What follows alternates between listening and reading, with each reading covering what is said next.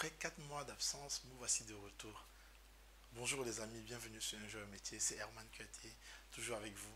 Je sais vous demander qu'est-ce qui s'est passé pour que je puisse faire 4 mois d'absence après une continuité durant une année de publication régulière.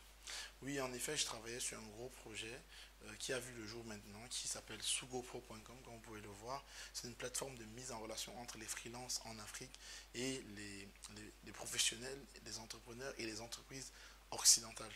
Donc l'idée derrière, en fait, c'est de pouvoir mettre en relation ces compétences en Afrique là qui ont la balance commerciale favorable et ces entreprises en Occident qui cherchent toujours et toujours des compétences à des coûts intéressants, tout simplement. Donc voilà un peu comme le projet est là. Je vous invite à aller visiter et venir me faire un retour directement dans la barre des commentaires. Au fait, pour ceux qui sont nouveaux sur la chaîne, je vous invite à vous abonner, à mettre un pouce bleu et à commenter, pourquoi pas même à partager avec vos amis.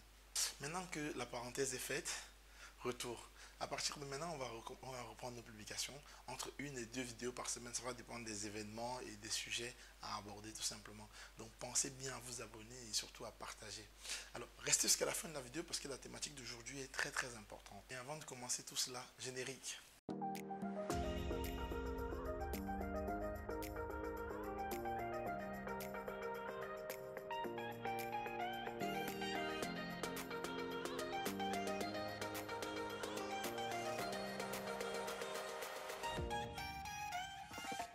Est-ce que vous saviez que Facebook, Instagram et WhatsApp sont trois applications de la même entreprise ou pas? Si oui, alors dites-moi depuis quelle année et peut-être à combien ils ont été achetés ces applications. Je veux vraiment que vous jouez le jeu et que vous me le dites dans la barre des commentaires parce que c'est très important. Car pour ceux qui consomment ces applications-là pour travailler comme moi ou alors pour se divertir comme d'autres personnes, ils ont dû constater hier une absence de service, que ce soit sur Facebook, sur Instagram ou alors même sur WhatsApp. C'est vrai, ça ne concernait pas la planète entière, mais il y en avait suffisamment de personnes concernées pour que ça tire l'attention du monde entier par rapport à cela. En effet, il y a eu un bug hier dans l'après-midi.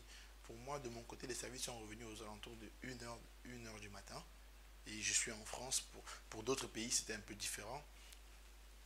Il y a eu un bug mondial au niveau de Facebook, d'Instagram et de WhatsApp. Et comme vous pouvez le remarquer, si vous avez déjà prêté attention quand vous ouvrez ces applications-là, en bas, vous avez directement by Facebook, tout simplement.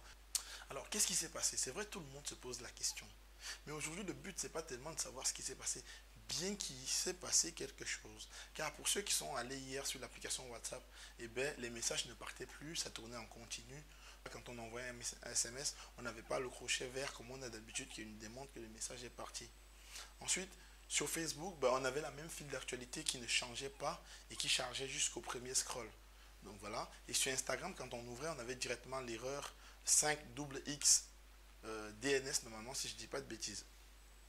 Également, quand on partait sur le web pour WhatsApp, on avait la même erreur qu'on retrouvait sur Instagram. Par contre, sur Facebook, quand même, on n'avait pas d'erreur, mais on savait, ça se voyait directement qu'on n'avait plus droit à la fonctionnalité de base de Facebook qui est la file d'actualité, tout simplement.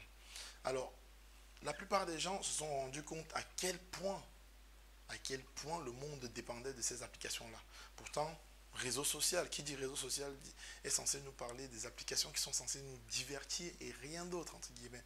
Mais aujourd'hui, les gens en ont tellement consommé, ça fait tellement partie de notre quotidien, de la prolongation du bras de certains, si je puis dire le terme, que bah, en l'espace de 6 heures ou 8 heures de temps, les gens se sont rendus compte de la fébrilité du genre, des gens, de la fébrilité du monde. Qu'est-ce qui s'est passé? Qui va nous répondre? Qui va nous donner des éléments par rapport à cela? Moi, aujourd'hui, l'idée, c'est vraiment de pouvoir tirer cette sonnette d'alarme-là, de savoir exactement pourquoi est-ce qu'on utilise ces applications-là. Parce qu'aux dernières nouvelles, tout ce qui s'est passé, c'est que le PDG, M. Mark Zuckerberg, comme on peut le voir, s'est juste contenté de faire un tweet d'excuses.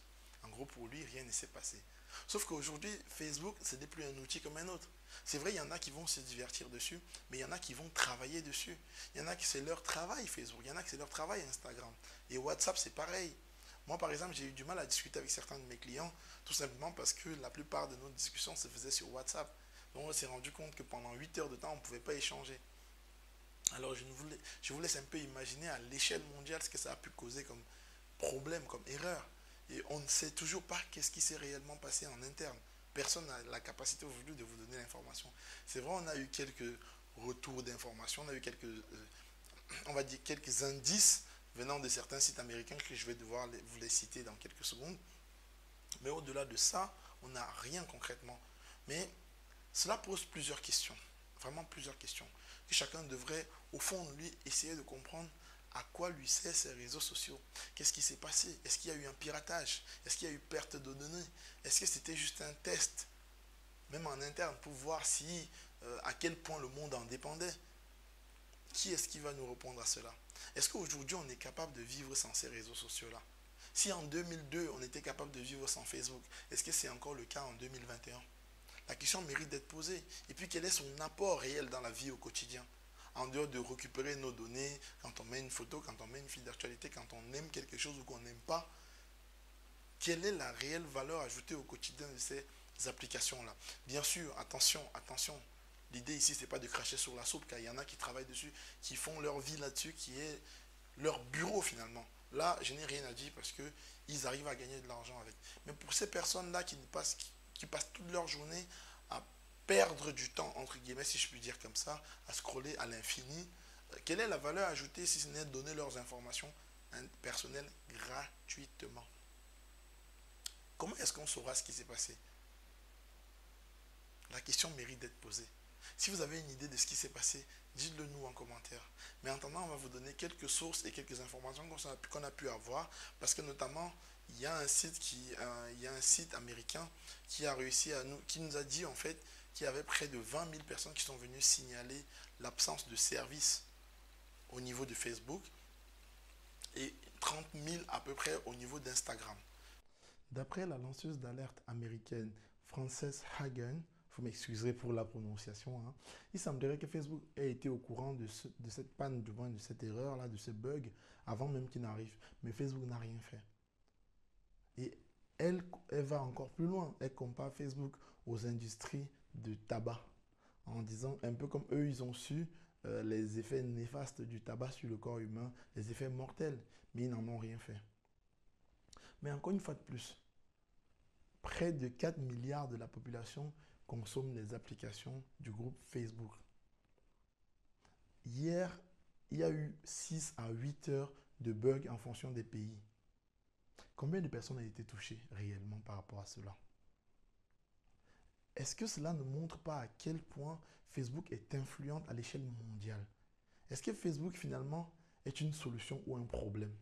Est-ce que la question ne mérite pas d'être mise réellement à table? Et puis, que prévoit la législation quand il y a ce cas de figure qui arrive? Aux États-Unis, en Irlande, en France, au Cameroun, au Congo et bien d'autres pays. Que dit la loi? Qu'est-ce qu'on fait? Qui est puni? Qui est tenu pour responsable? À quand l'application je sais pas, d'un Cameroun, d'un Afrique du Sud, d'un Maroc, j'en sais rien. À quand? Pourquoi toutes ces applications-là sont toujours américaines? Que font les autres? Les Américains sont-ils tous meilleurs, sont plus intelligents que les autres?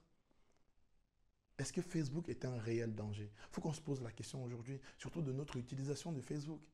Et qu'est-ce que Facebook en fait de ces données-là?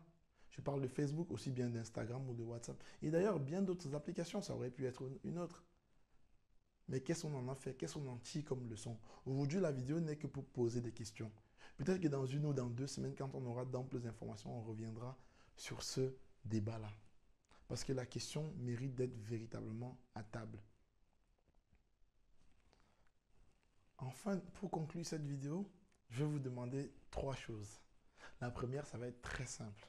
Allez faire un tour sur sogopro.com, faites un tour, regardez, dites-moi ce que vous en pensez, dites-moi réellement ce que vous en pensez.